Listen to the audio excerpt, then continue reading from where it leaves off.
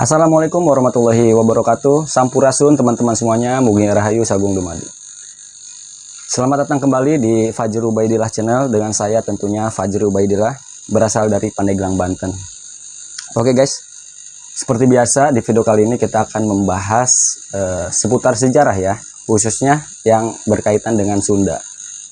Nah, mungkin teman-teman juga sudah tahu ya bahwa saya ini berasal dari Pandeglang. Ngomong-ngomong soal Pandeglang, itu pasti teman-teman juga ada yang belum tahu ya. Pandeglang itu tempat apa, di mana, dan di mana. Jadi buat teman-teman yang belum tahu Kabupaten Pandeglang itu di mana, jadi Kabupaten Pandeglang itu adalah salah satu kabupaten yang ada di Provinsi Banten. Letaknya itu ada di paling baratnya Pulau Jawa. Jadi teman-teman kalau lihat peta Pulau Jawa, itu yang paling baratnya Pulau Jawa itu adalah Kabupaten Pandeglang, dan itu adalah kampung halaman saya, Pandeglang. Dan Pandeglang juga mempunyai 3 julukan yang populer ya, yaitu Kota Badak, Kota Santri, dan Kota Wisata. Nah, kenapa bisa punya julukan yang ketiga itu? Yang pertama Kota Badak, karena di Kabupaten Pandeglang itu adalah salah satu taman nasional yang tertua di Indonesia ya, yaitu Taman Nasional Ujung Kulon. Nah, di sana itu adalah tempat konservasinya badak cula 1 yang keberadaannya itu yang sudah dilindungi ya, yang hampir punah. Lalu kenapa Pandeglang dijuluki dengan Kota Santri? Ya karena di Kabupaten Pandeglang itu santrinya sangat banyak sekali. Maka tidak heran Kabupaten Pandeglang itu dijuluki dengan kota sejuta santri 1000 ulama. Dan julukan ini sudah bertahan dari zaman dulu hingga detik ini. Dan yang untuk julukan yang ketiga, kenapa Pandeglang itu dinamai kota wisata? Karena di Pandeglang itu banyak sekali tempat wisata ya, dari mulai pantai, pegunungan, air terjun, pesawahan, lalu tempat rekreasi, dan segala macam ada di Pandeglang.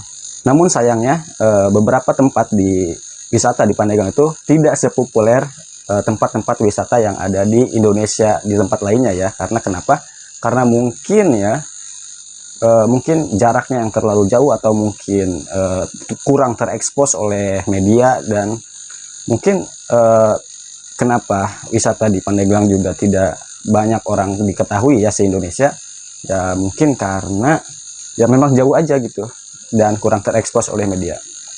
Nah, bicara soal Kabupaten Pandeglang, pasti teman-teman juga ada yang bertanya, kenapa Kabupaten Pandeglang itu dinamai dengan Pandeglang? Apa sih arti dari Pandeglang itu?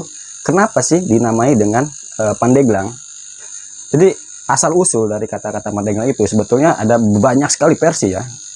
Tapi di sini saya berhasil mengumpulkan 3 versi yang terkuat ya, yang terkuat dan bisa yang paling populer, 3 versi yang paling populer tentang asal-usul penamaan sebuah kota di Kota Pandeglang.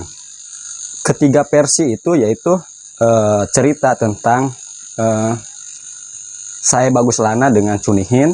Yang versi kedua yaitu tentang Meriam tahu Meriam kan, yang ditembakin ceger ya, itu pada era Kesultanan Banten. Dan yang ketiga adalah tempat melihat semua dengan jelas ya. Itulah ketiga versi tentang asal-usul Kabupaten Pandeglang. Oke, kita lanjut aja ke yang versi pertama. Langit angkep pakidulan gumuru ombak nu nyaksi ngoceak sapanjang jalan pasir besi pajaratan.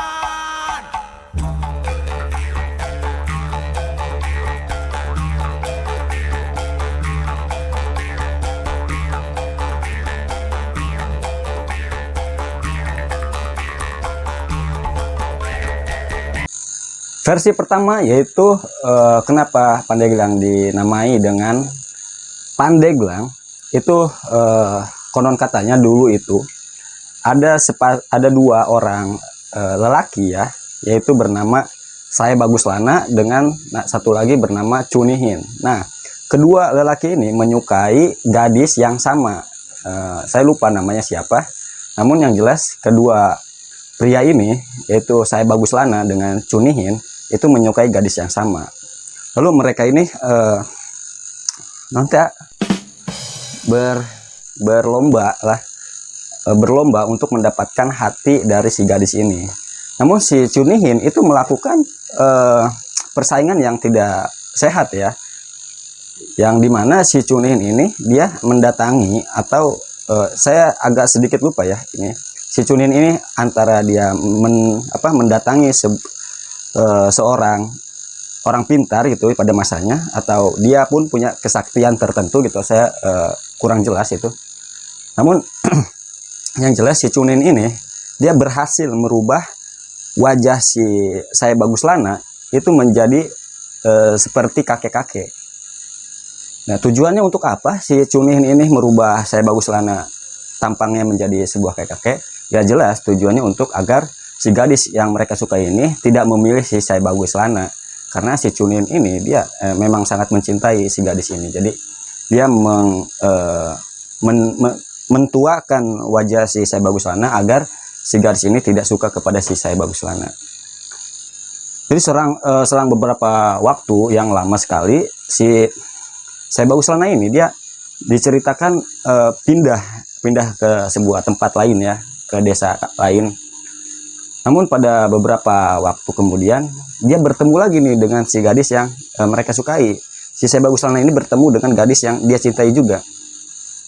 Namun si gadis ini tidak tahu bahwa pria yang dia temui itu si Saya Bagus Lana ternyata.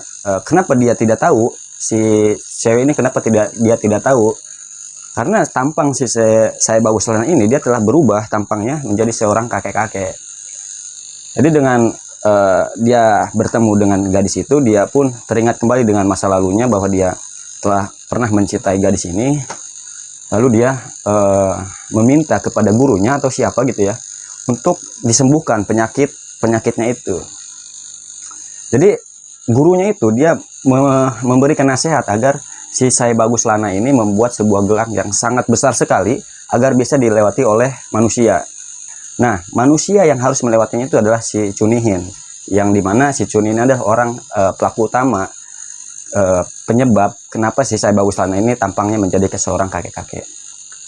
Nah, singkat cerita, si Saya Bagus Lana ini mampu membuat sebuah gelang yang sangat besar untuk dilewati si Chunihin. Jadi singkat cerita, si Chunihin ini berhasil melewati gelang yang dibuat si Saya Bagus Lana ini.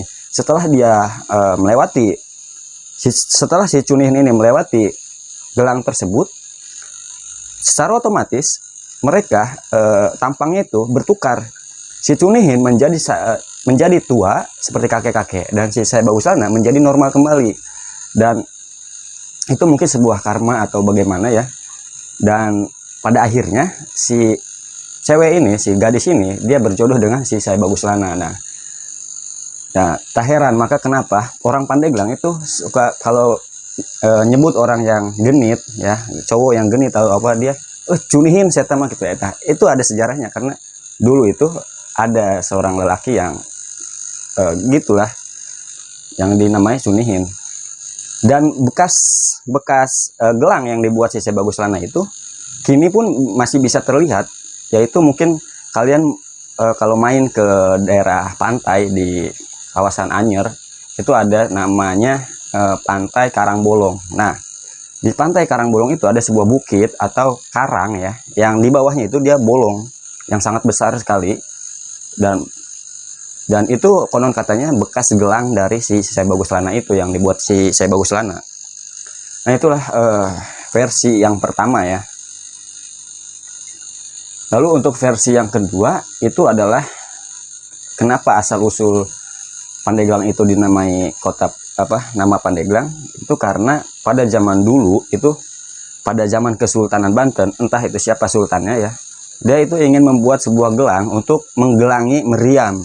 Nah, meriam ini harus digelangi, jadi ini meriam dia harus pakai gelang agar si elas-elasan si meriamnya ini tidak, pas saat diledakkan dia tidak retak atau bagaimana ya, kurang paham juga.